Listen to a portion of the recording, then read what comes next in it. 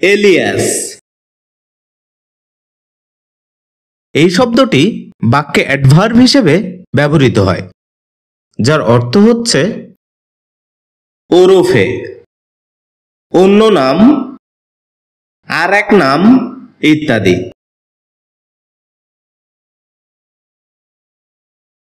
এছাড়াও শব্দটি বাক্যে নাউন হিসেবে ব্যবহৃত হয়, যার অর্থ হচ্ছে উপনাম, ছদ্মনাম, ডাক নাম, কল্পিত নাম ইত্যাদি।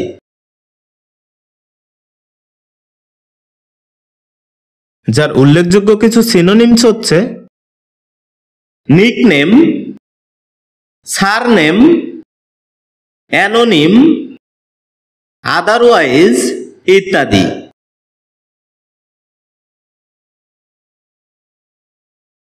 যার উদাহরণস্বরূপ আমরা বলতে পারি his name is Rahim Ilias Karim.